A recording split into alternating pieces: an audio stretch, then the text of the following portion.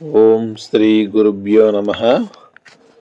ఆధ్యాత్మిక కథలకు స్వాగతం. శుభోదయం. మంచి చెడు, భక్తి, వైరాగ్యము, భక్తి కథలు, మహాభారతము, నీతి కథలు అన్నీ తెలుసుకుందాము.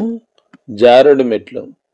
నేననే అహంభావము దేహంతో గట్టిగా పెనవేసుకుంటే దంభము, దర్పము మొదలైన దుర్గుణాలు మనసులో పుడతాయి. అసలు దంభము, దర్పము అంటే ఏమిటి? తనలో లేని సద్గుణాలను ఉన్నట్లుగా మోసపూరిత దృష్టితో ప్రదర్శించే ధర్మమే దంభం లేదా డాంబికత్వం.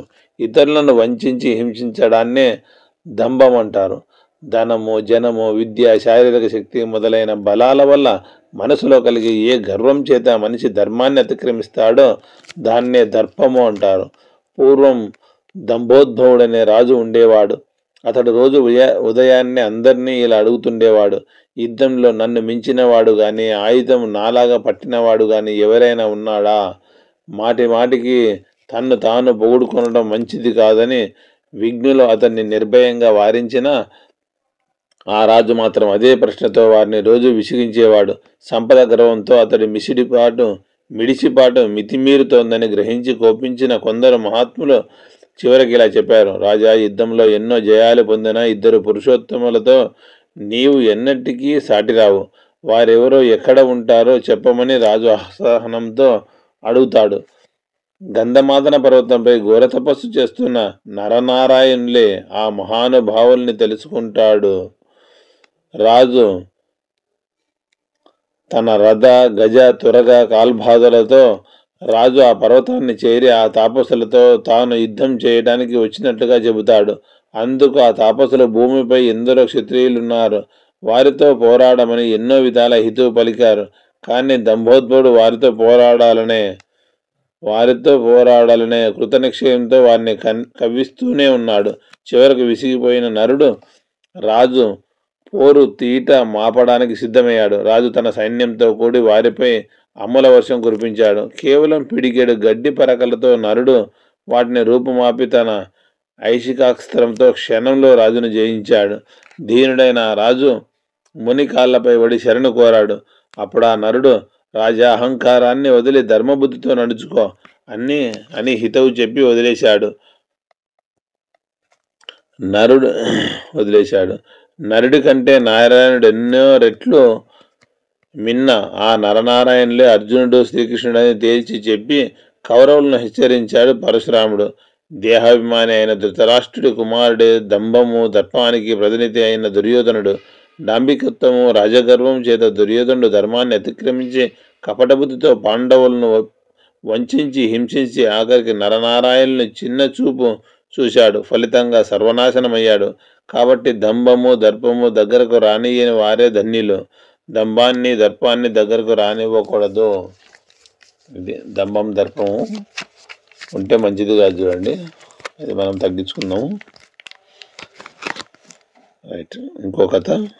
ప్రేమ మహిమ. సర్వం ప్రేమమయం జగత్తు అని ఆర్యులు ఏనాడో ప్రవచించారు.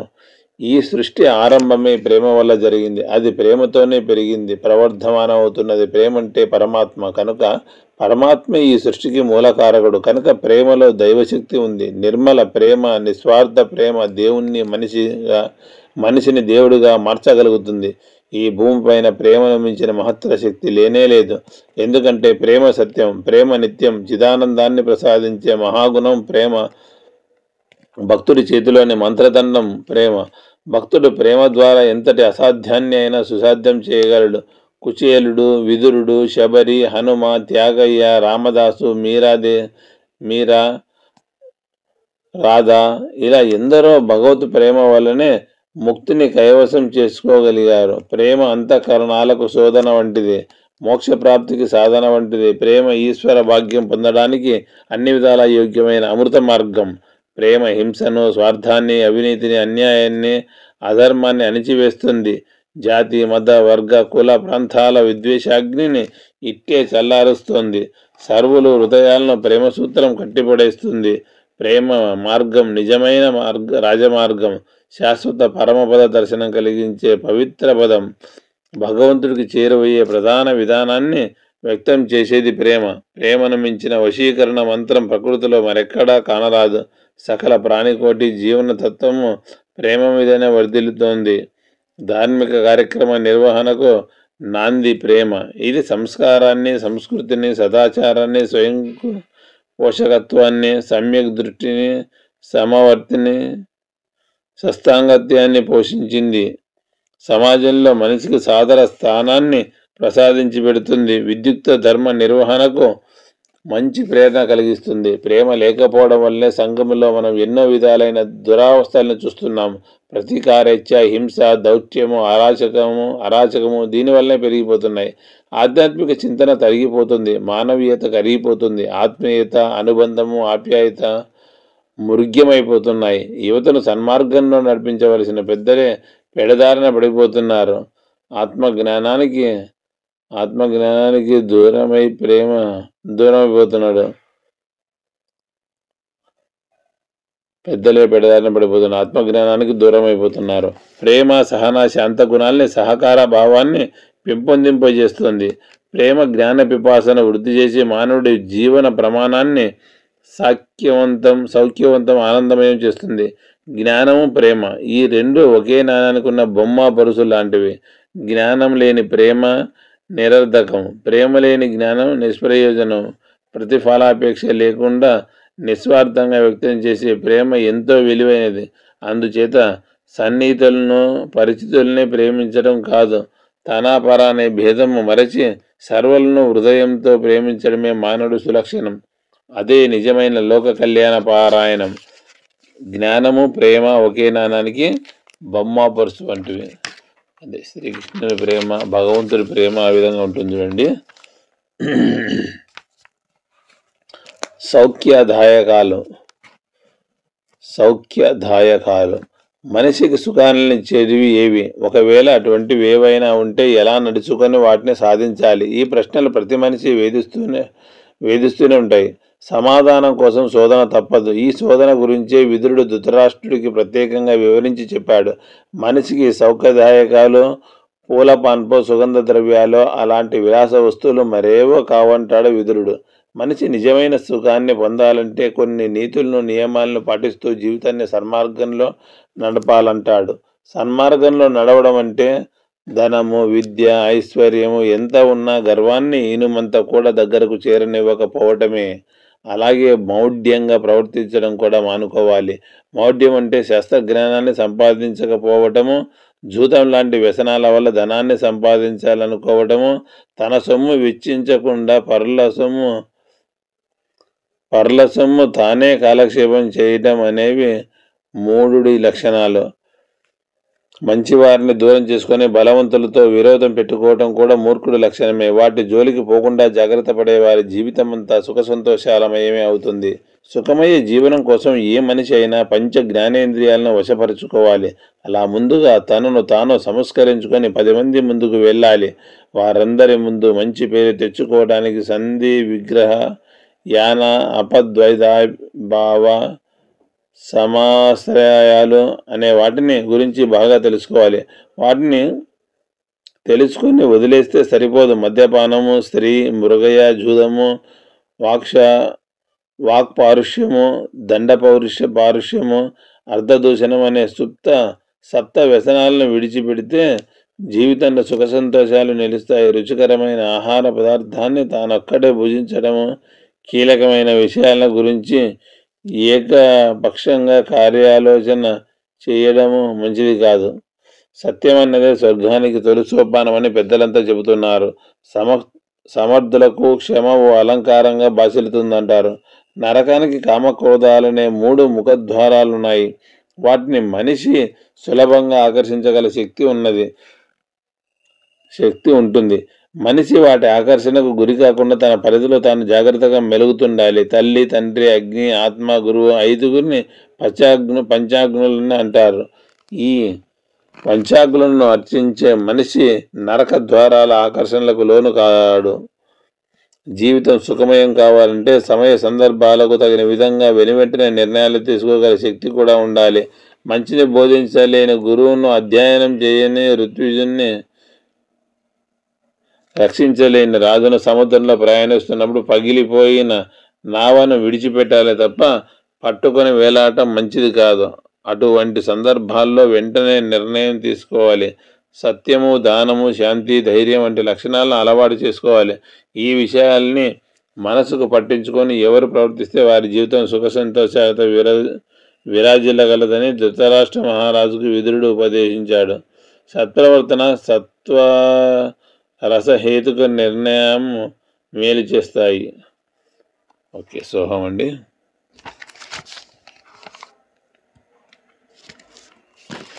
ఐదుగురిని పట్టు, ఆరుగురిని కొట్టు. లోకానుగ్రహ బుద్ధి చేత తాత్వికులు తమ ఉపదేశాలను చమత్కారాలుగా, సంకేతాలుగా ప్రవచిస్తుంటారు. ఈ మాటల్లో ఐదుగురు పంచేంద్రియాలు, ఆరుగురు అరిషడ్వర్గము. సాధకుడు పంచేంద్రియాలను, ప్రవృత్తులను అదుపు చేయగలిగితే అంతఃశత్రువులైన కామ, క్రోధ, లోభ, మోహ, మద, మాస్తర్యాలను జయించగలుగుతాడు అని చెప్పటం ఇందులో అంతర్లీనమైన ఉపదేశం. తేలిక పలుకుల్లో వినడానికి సొంపుగా ఉంది కానీ ఇదేమంత తేలికైన పని కాదు. కంటితో చూడడము, చెవితో వినడము, నాలుకతో రుచి చూడడము, ముక్కుతో చూడడము, నాలుకతో రుచి, ముక్కుతో మూచూడము, చర్మంతో స్పర్శ, ఇవి జీవినికి నిరంతర క్రియలు. వీటిని నడిపించడానికి మరో ఇంద్రియము మనసు ఒకటి తాను ఉన్నానని చాటుకుంటుంది. బంధమోక్ష పూర్వకమైన లోకవృత్తానికి మనసే సర్వకారణం. అంటే మనస్సును నిగ్రహించగలిగితే ఇంద్రియ ప్రవృత్తులు వాటంతరవే అదుపులోకి వస్తాయి. ఇది అంత తేలికైన పని కాదు. అందరికీ ప్రాతినిధ్యం వహించి గీతను విన్న అర్జునుడే అన్నాడు, మనసు చంచలమైందని. నిజమే, మనసు చంచలమైనది. దాన్ని ఇష్టం వచ్చినట్టు అది వెళ్తుంది. మరేం చేయడం? ఇంద్రియ ప్రవృత్తులతో ఘర్షణ పెట్టుకుని ఎలాగైనా అదుపు చేయాలని ప్రయత్నించకు. నెమ్మదిగా సాధన చేయని గీతాచార్యుడే చెప్పాడు. అభ్యాసం చేసి క్రమంగా వైరాగ్యం అలవరుచుకుంటే మనోనిగ్రహం సాధ్యపడుతుంది. ఇది అంత తేలికైన పని కాదు. మనసు మీద ఆధిపత్యం చేయడానికి, మంచి చెడ్డలను నిరూపించి మంచి మార్గంలో నడిపించడానికి వివేక రూపమైన బుద్ధిని ప్రసరింపజేయాలి. అలా చేస్తే కొంతలో కొంత నిగ్రహానికి అవకాశం లభిస్తుంది.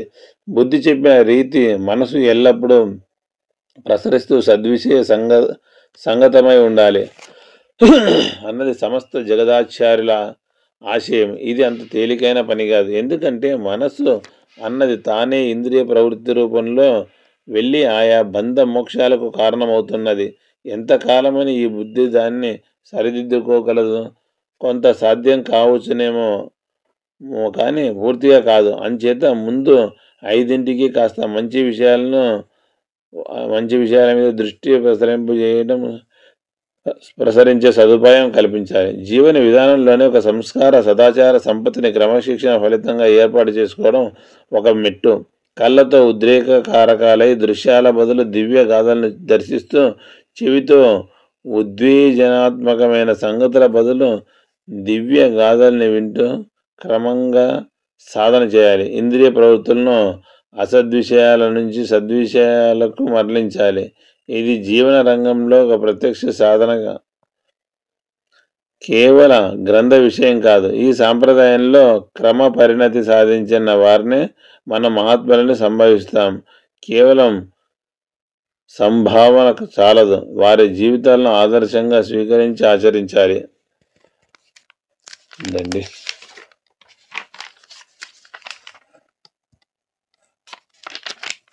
సాధన ఒట్టిపోదు. ఎన్ని ధార్మిక ప్రయత్నాలు చేసినా కొన్ని ఫలితాలు వెంటనే కనిపించకపోవచ్చు. అప్పుడు ప్రయత్నం కట్టే ప్రారంధం బలీయంగా ఉందని తెలుసుకోవాలి. చిత్తం శుద్ధి అయితేనే పరిపూర్ణత.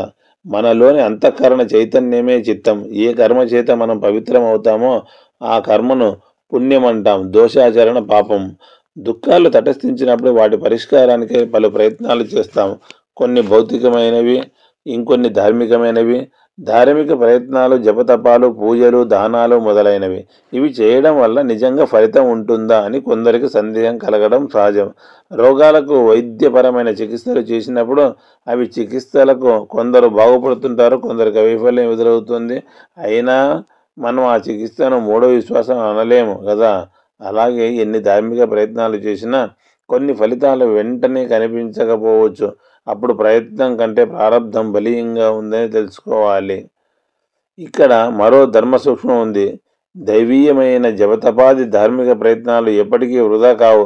అవి ఈ జీవితంలోనే కాలాంతరంలో ఏనాటికైనా ఫలించే అవకాశం ఉంది. ఈ విషయమై మన శాస్త్రాలు చక్కని వివరణలు ఇచ్చాయి. విత్తనం అంటే వేరు, మూలం కనపడకపోయినా వృక్షం ఫలం కనిపిస్తాయి. అలాగే కారణమైన కర్మలు గోచరించుకున్న వాటి ఫలాలు అనుభవాలుగా వస్తాయి. ఈ సంధాన కర్మ ఈశ్వరుడు. ఈ జన్మకు ఆధారమైన ప్రారంభ కర్మలో ప్రతి కర్మకు బీజాంశ, వృద్ధాంశ, భోగాంశ అని 3 భాగాలుంటాయి. జపతపాది సాధనాల ద్వారా వృద్ధాంశను నివారించవచ్చు. అంటే దుఃఖాది అనుభవాల తీవ్రతను పెరగకుండా చేయవచ్చు. తప్పించుకోలేనిది భోగాంశ. ఇది అనుభవంతోనే క్షయమవుతుంది.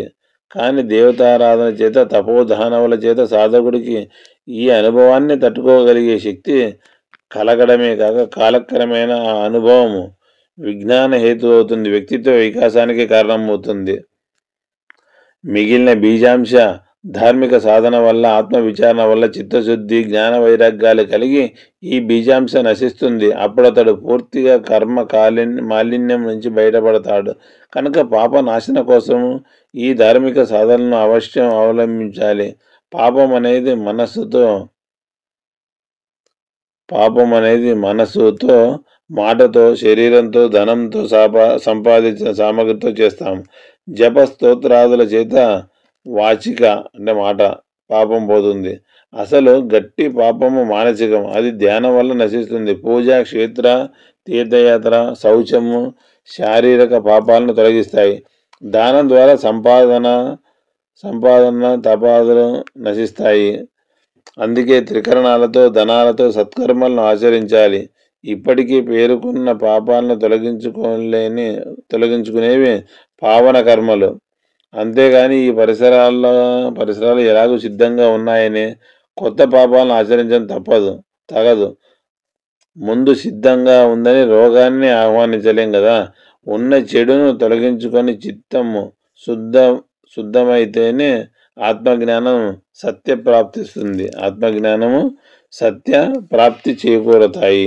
శ్రద్ధగా సత్కర్మలు ఆచరించాలి. అదేనండి సాధన. మనం చేసిన సాధన ఎప్పటికీ వేస్ట్ కాదు. రెండో పురుషార్థం. ఒక వ్యాపారి చాలా సంవత్సరాలుగా భవనాలు, ఇతర కట్టడాలు నిర్మించే వృత్తిలో ఉండేవాడు. తనకు సహాయంగా ఒక వ్యక్తిని పర్యవేక్షకుడిగా నియమించుకున్నాడు. దాదాపు 25 సంవత్సరాలు ఆ పర్యవేక్షకుడు ఆ వ్యాపారి దగ్గర నమ్మకంగా పనిచేశాడు. ఒకరోజు ఆ వ్యాపారి అతన్ని పిలిచి, మనం ఇప్పుడు ఒక భవంతిని నిర్మించాలి. ఎంత ఖర్చు అయినా పర్వాలేదు. ఆ భవనం నా భూతో నా భవిష్యత్తు అనే రీతిలో అద్భుతంగా ఉండాలి అన్నాడు. అలాగే నన్న పర్యవేక్షకుడు మనసులో మాత్రం, నేను ఇన్ని సంవత్సరాలు నమ్మకంగా, విశ్వాసంగా పనిచేశాను. నాకు ఏం మిగిలింది? ఆయన నెల ఇచ్చే జీతము రాళ్ళు తప్ప. అంచేత ఈ భవన నిర్మాణానికి కేటాయించిన చాలా భాగం డబ్బు సొంతం చేసుకుంటాను అనుకున్నాడు. అలా తలచిన ఆ వ్యక్తి ఆ భవనాన్ని చౌకగా దొరికే ముడి సరుకులతో నిర్మించి, పైకి మాత్రం కళాత్మకంగా ఉండేలా వివిధ నగిశీలతో, శిల్పాకృతులతో తీర్చిదిద్దాడు. పైకి అద్భుతంగా కనిపిస్తూ బలహీనంగా తయారైన ఆ భవనాన్ని తన యజమానికి చూపించాడు. యజమాని ఆనందపడుతూ, మిత్రమా, ఈ భవంతి మహత్తరంగా ఉంది. ఇన్నాళ్ళు నమ్మకంగా పనిచేశావు. నేను ఈ వ్యాపారం వదిలి వేరే దేశం వెళ్ళిపోతున్నాను. అత్యంత విశ్వాసపాత్రుడిగా ఇన్ని సంవత్సరాలుగా నన్నే అంటిపెట్టుకుని ఉన్న నీకు అపరూపమైన జ్ఞాపికలా మిగిలిపోయే ఈ అద్భుతమైన కానుకను ఇవ్వాలనుకున్నాను. ఈ భవంతి నీకోసమే అంటూ భవనాన్ని అప్పగించి వెళ్ళిపోయాడు. ఆ యజమాని వెళ్ళిన కొద్దిసేపటికి ఆ పర్యవేక్షకుడు కుప్పకూలిపోయాడు. త్వరలో కూలబోయే ఆ భవనంలాగే. మనిషి ధర్మం తప్పకూడదని, తుది శ్వాస వరకు దాన్ని విడిచిపెట్టరాదని, అధర్మంగా అర్థాన్ని సంపాదిస్తే అనర్థమే తప్ప ఏ పరమార్థము నెరవేరదని ఈ కథలోని నీతి. నిజాయితీలకు విరుద్ధంగా అక్రమ మార్గంలో డబ్బు, ఆస్తులు కూడబెట్టిన వారి గతి అధోగతి కావడం మనం సమాజంలో చూస్తున్నాం. డబ్బు కూడబెట్టడంలో దుఃఖం, కూడబెట్టింది రక్షించుకోవడంలో దుఃఖం, అది పోయినా ఖర్చయిన దుఃఖమే. ఇలా ఇన్ని రకాల దుఃఖాలకు కారణమైన ధనం మీద మనిషికి విపరీత వ్యామోహం ఎందుకు? డబ్బును దానం చేయాలి, అనుభవించాలి, ఇతరుల కోసం వినియోగించాలి, లేకపోతే నాశనమైపోతుంది, నిలబడదు. 4 పురుషార్థాలైన ధర్మ, అర్థ, కామ, మోక్షాల్లో రెండో పురుషార్థమైన అర్థం ప్రత్యక్షంగా కనిపించేది లౌకికమైనది. రాయభార సమయంలో శ్రీకృష్ణుడు చెప్పిన పద్యం అర్థం పరమార్థాన్ని చక్కగా వెలిగిస్తుంది.